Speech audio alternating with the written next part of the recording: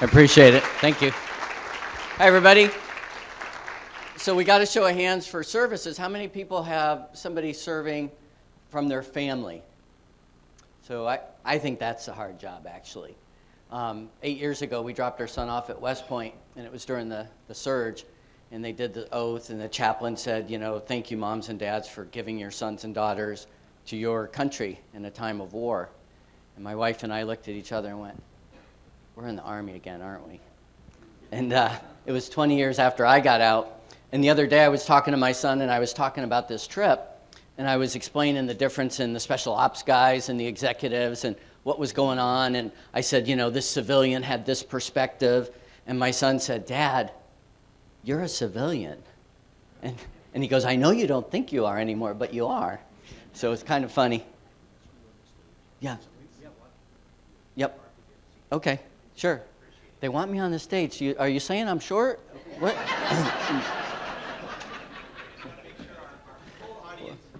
Well, I am the littlest Green Beret, so it's okay. So these two pictures, to me, this represents everything that I do with leaders and teams. You're probably wondering, what are those two circles? Well, you'll be really familiar with this one, your comfort zone. How many of us live there? Yeah. And why? Because it's comfortable. And here's where the heroic aspirations, the magic happens. And almost every team and leader I work with is there, and they want to be there. And so the whole discussion I have with them is, what do you need to do to get there? What has to happen? And a lot of times it involves this. And I say, it's a crucible, a test. Bill George wrote a book a number of years ago about leadership, and he was looking for the trait, the single trait that best described what a leader was. And some of those of you might remember the old World War II barracks, and you remember on each stair as you went up the second floor, there was all these traits, courage and virtue and endurance and different things. Well, Bill George tried to find out, was there one single trait? And he did a lot of research, he interviewed a lot of people, and at the end of the day, what he found was there's just one thing that great leaders had, and that was they were constantly testing themselves and reframing their life story. So what's it take to constantly test yourselves? It might be some of these C's: curiosity, competence, confidence, courage, commitment, character. So when we look at leadership, what do you think are the most important traits of the great leaders you've seen? Well, I think the Stoics, back in the old days, they had it right. And what I think the great leaders are trying to do these days are create organizations where these values, these shared values, are really part of the fabric of the organization. And it was said earlier about courage. And one thing, it's easy to describe courage from a battle perspective. Very much difficult to describe that at work. Usually I'll hear, well, that means speaking up in a meeting. Okay, that takes a certain amount of courage, I guess. But what's that really look like? Power from the middle. How do I get things done? How do I change? How do I get people out of their comfort zones? How do we innovate in this organization and take things to the next level and add value? Competence, wisdom, justice, fair-mindedness. We've got humanity, temperance, and by that I don't mean alcohol abstinence. I mean personal self-discipline. And the last one is purposefulness or transcendence. This is what the great leaders, the great philosophers said a long time ago. And after I wrote my book, which I thought was really original, I started studying the Stoics in Sparta. And I realized there wasn't much original in the book. A lot of that was handed down from the wisdom of the ages. So I really think it boils down to this: leading self, leading others, leading the organization.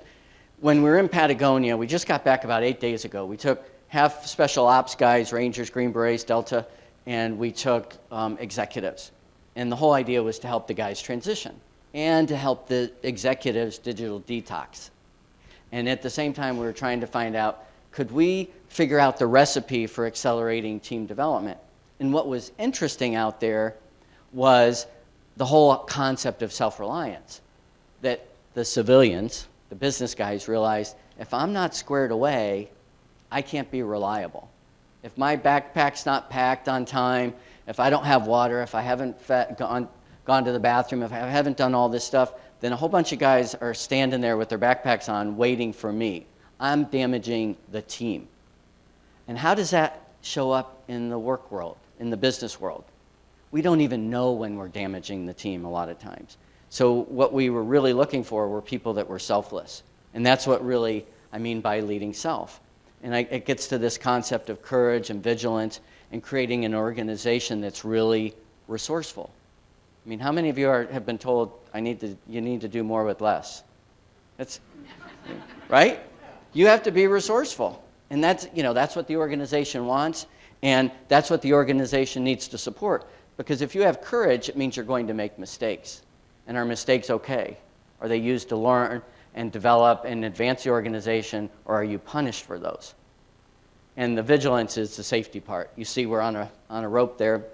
We know there's crevasses. We're going to be courageous, but we're also going to be vigilant.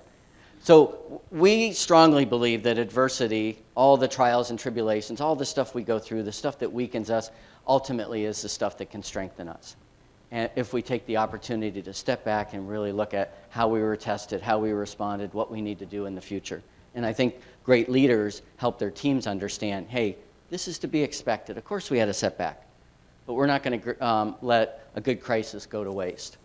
So my story, thanks to a great NCO, a recruiter back in the day when recruiters were known for just hitting their quotas and not really doing great things, was I was going to go in the band at University of Florida.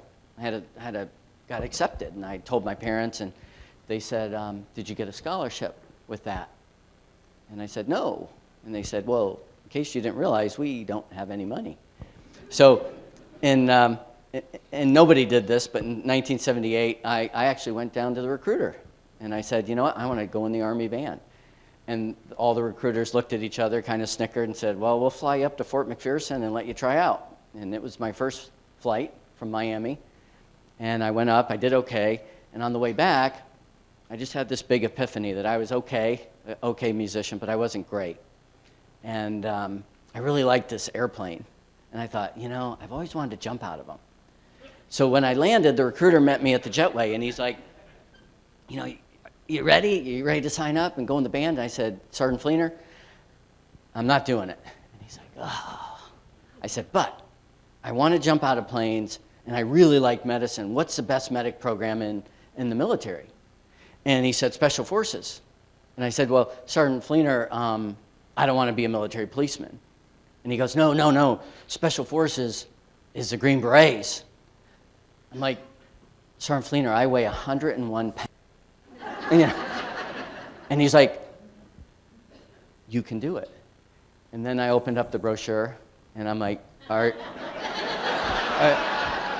I'm like, "I don't think so." And he goes, "You can do it, but we got to get you up to 103 because you have to weigh 103 and get a waiver to jump out of planes. Otherwise, when you jump, you're going to hit the side of the plane." So little did I know that test was the best thing that ever happened to me. Because what I've seen with great leaders is they truly have a combination of confidence and humility. And I had a lot of humility and vulnerability, and I had a lot of people telling me I wasn't going to make it and I was going to fail. And I just persisted. And it really went back to that NCO that believed in me. He saw something in me that thought I could do that. And I don't know if you can tell which one is me in that lineup. But most of the guys were big, and now the last time I was at Bragg to drop off my son, the guys are huge. I mean, we were all kind of scrawny, looked like runners. Now the program he's in is actually called Thor, the Thor program, and they look like Thor.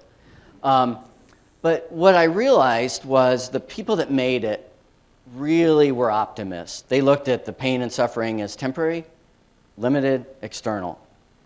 And the people that didn't, the people that quit, even the big guys, looked at it as permanent, pervasive, and personal. And this is work done by a guy named Paul Stoltz. He wrote a book called Adversity Quotient, and he came up with this acronym, CORE. And it was that people that really handle adversity well have an aptitude for leadership that, when the going gets tough, realize, hey, I can control the situation. There's parts I can control. I will take ownership. I know how far it reaches or not into me, and I will endure and get through it. And I've seen this throughout my career in the military, in the business world, and academia. This is what separates things. And the reason I have the ball bearing there is the crazy tax sergeants used to say, just make the pain a tiny little point wherever it's hurting and just draw it up and just play with that pain. Make pain your friend. That never worked. So I always think about that. And even in Patagonia, I was down there thinking, 55 is getting old. Because I wrote down one night all the things that were hurting, and it was a whole page of stuff. So anyway, I saw this quote years later, and I thought it really applies. And it's not just about physical suffering, but it really is about taking risks and having the courage. And so the other part is leading others is the humility and the confidence, that vulnerability and that confidence. I think when people have a high amount of confidence, they'll put themselves out there. They'll be self-deprecating, and then that feeds the confidence.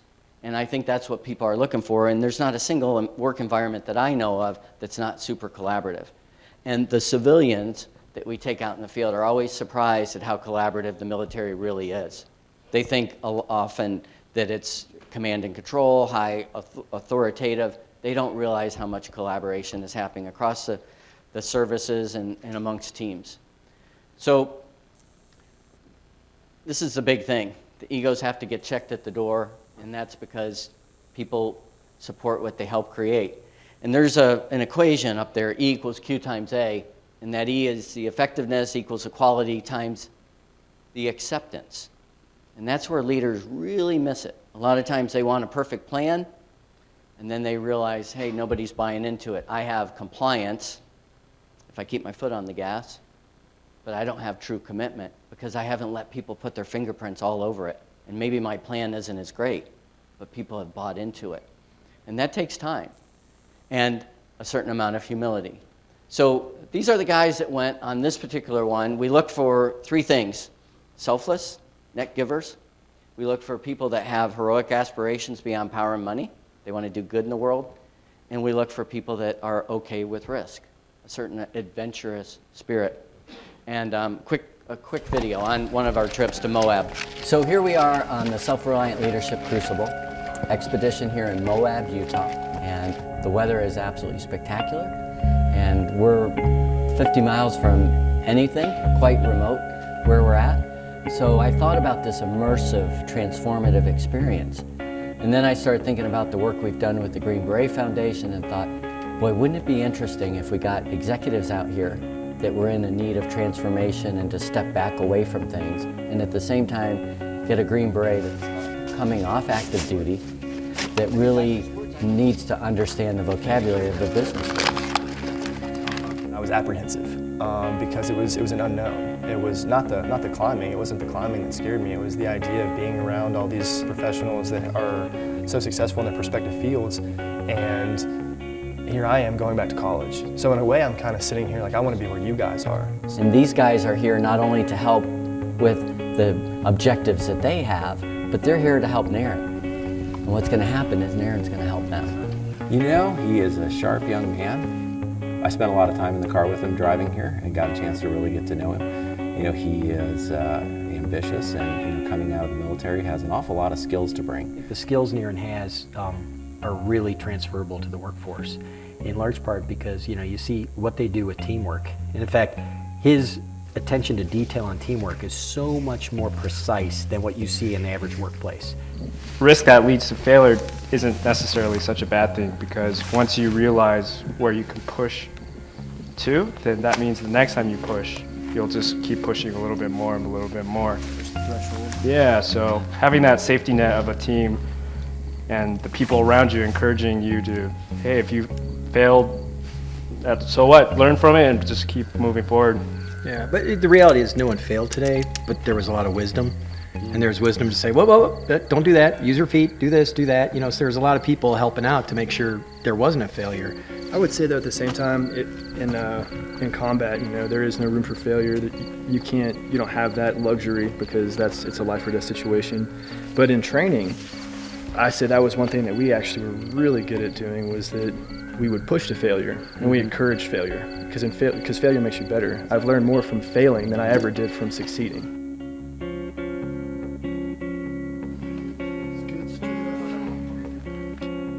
His presence. So he's 31 years old. He's seen a lot of different things, gone through a lot of challenges. He's very humble. He's also very strong. He cares about people. I think about him and am impressed, but I also can understand the challenge of transitioning out of a role that he played for since he was 18 years old. Here's this young, incredible guy, and yes, he was a Green Beret and physically fit and all those things, but what they realized was this is a leader with tremendous skills and business acumen that he didn't even know he had, because business acumen is life acumen, and he started to learn a different vocabulary. And every one of those guys last night said to Naren, you already have everything it takes to be successful. Don't doubt that for a minute. I came here with an open mind, with the thought that if I'm talking, I'm not learning anything. And so I sat back and just absorbed as much as I could. I know that this is a transitional period in my life and that I'm going to have to change. Going from being a special forces operator to being a businessman is a huge transition. And so other veterans or people that are thinking about leaving the service and transitioning, talking to people that have gone through that process is really important. Finding potential mentors. So if someone wouldn't have this type of opportunity but would love to hear more about what's it like on the other side.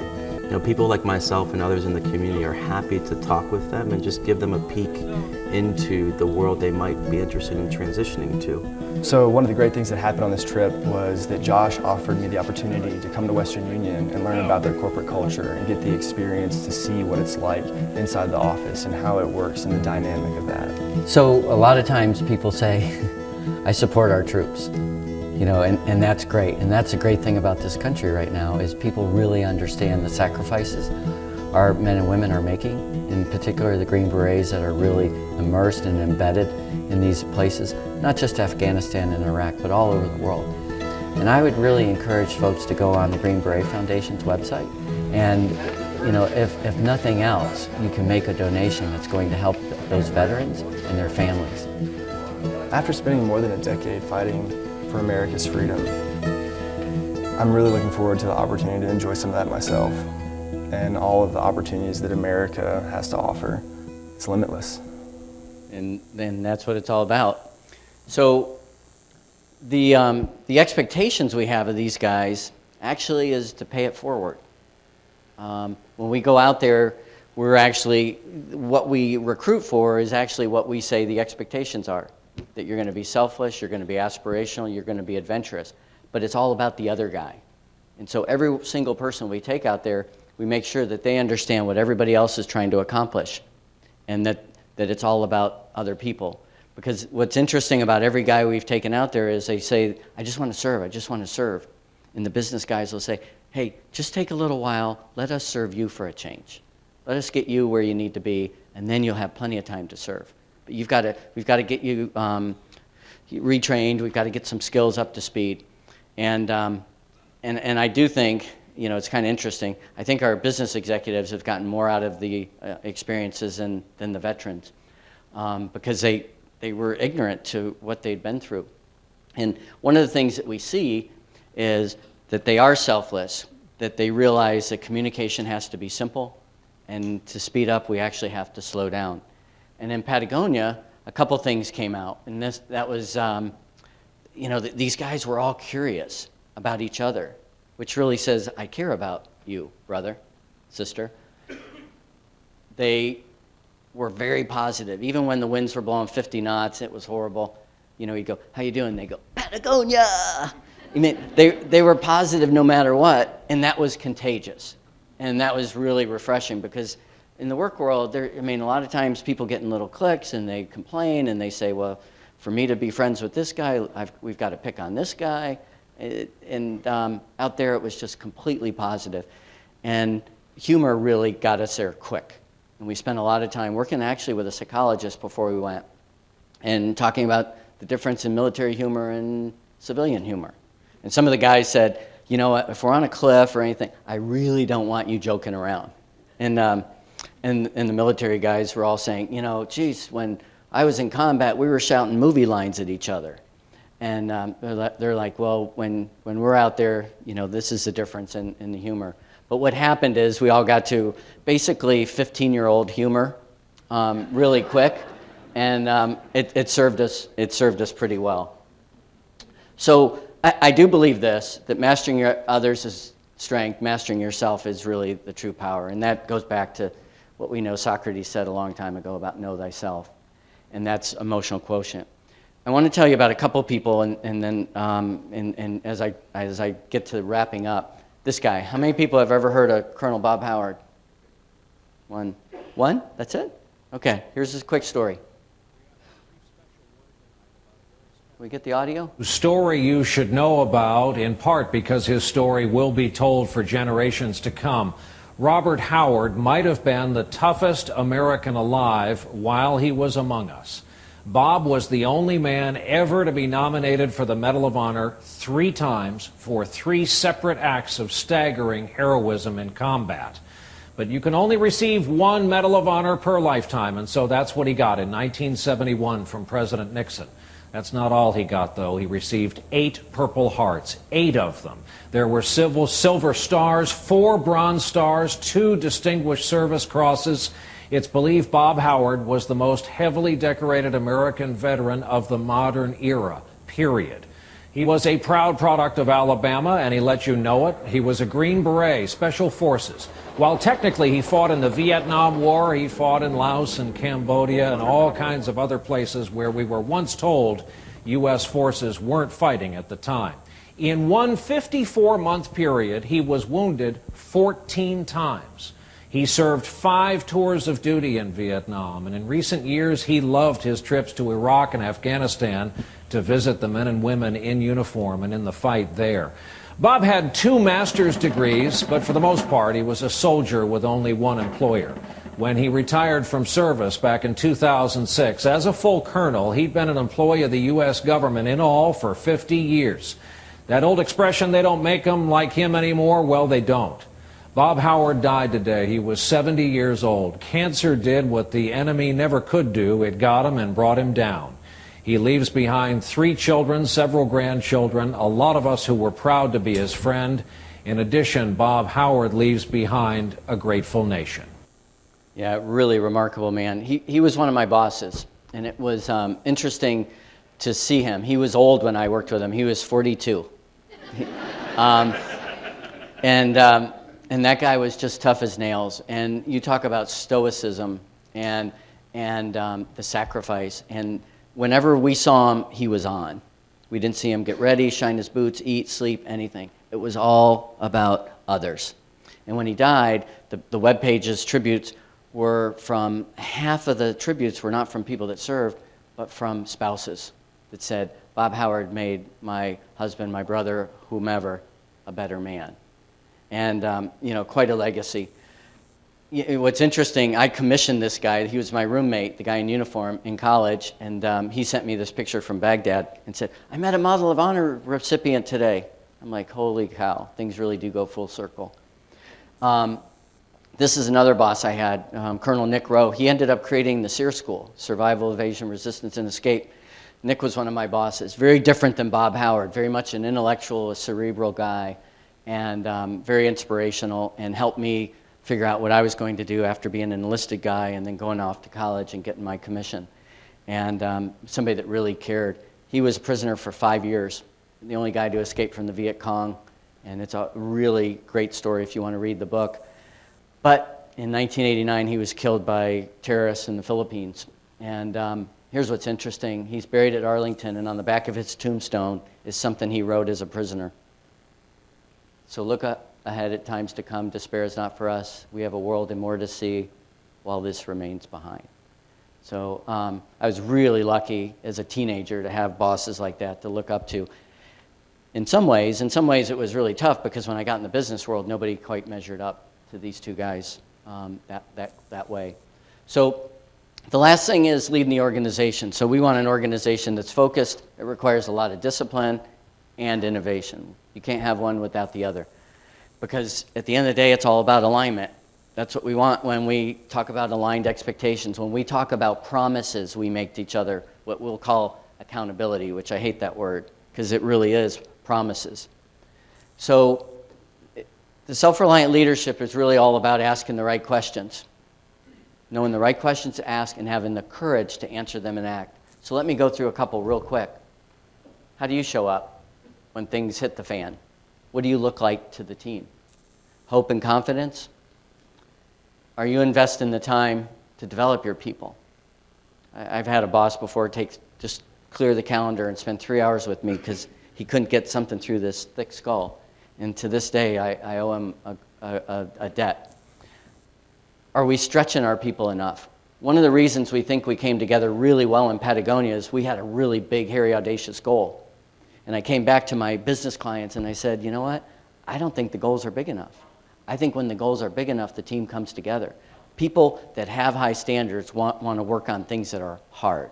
They don't want to work on things that are, I stretched, I didn't make it, can I still have my bonus? I don't think that cuts it. And what about just taking some time for solitude and introspection? And are there decisions you need to make that you're not making, and what's keeping you? And the last question, the hardest question of all, is are you easy to follow? So the last thing I wanted to get to is this picture. And this is George. He was my mentor. World War II, Korea, Vietnam. When I worked in a meat department and I joined the Army on delayed entry, George came in and I said, George, I know you were Navy, but I wanted to let you know I joined the Army. And he goes, I was not Navy. I was Army, Special Forces. We became fast friends. He actually went through jump school and Special Forces at 42 years old. 3 wars. Very proud that he didn't have any Purple Hearts. I don't know how that happened. And when I got my beret in November '80, George gave me one of his. He said, you're going to need a dress beret. And I cherish that thing. So in 2008, my son graduated from high school, and we had a big party for him because he's going off to West Point. And right after this picture was taken, George went to Kevin's room, and Kevin was showing him his acceptance letter. And he came down, and we had dinner, and he's sitting next to me, Kevin is, and he's whispering. He's like, Dad, George gave me some really great advice. Like, was one of them, when it gets bad, take it day by day, and when it's really bad, hour by hour, and when it's really horrible, moment by moment? He's like, yeah. Like, was the other one, you got to work with everybody, you got to get along, not everybody has to be your friend, choose your friends carefully, those you trust? And he's like, yeah. I'm like, that was the same advice George gave me when I was going in 79. And then Kevin says, now George is 87 in this picture, and Kevin says, Dad, George is going to be there for my commissioning. I said, Kevin, George is old. And he goes, Dad, George said he'd be there. 2012. So, yeah. So what was really cool was Kevin's maternal grandfather died before he was born. So Kevin had a silver dollar from that grandfather, who he never saw. And when George saluted him, George was a CW4, Chief Warrant Officer 4, Kevin gave him that silver dollar. So it was really cool. And the Army Times was there because George is a big deal. And he'd never been to West Point. And they said, what's this meant to you, this whole week of pomp and circumstance? And George said, it was the apex of his life. And I never asked him why, but I think it was because he saw the values that he held dear in Kevin, because he really did mentor Kevin for 4 years. And I think that's what he knew that would live on, and as a leader, and what the responsibility he would have for America's sons and daughters. So George passed away a few years ago, rightfully George Callahan from Boston, Irish Catholic, and we had his funeral on St. Patty's Day, which was very, very appropriate. And we visit him about once a year in Henderson, Nevada. And now Trudy, George's widow, is saying, Kevin, when you get your Green Beret, I'm going to be there. And she'll be 92, and I think she's going to be there. So the last thing I'll show you is this, and again, I appreciate your attention and the honor to be here today. We do a podcast, and just so you know, very fitting, coming out tomorrow, we've got General McChrystal on our podcast, and it's the best episode we've ever had. So if you'd like to listen to that, just go out to the Leadership Podcast, and you can hear General Stanley McChrystal, who I think the world of. And again, thank you, everybody. A pleasure to be and an honor today. Mark.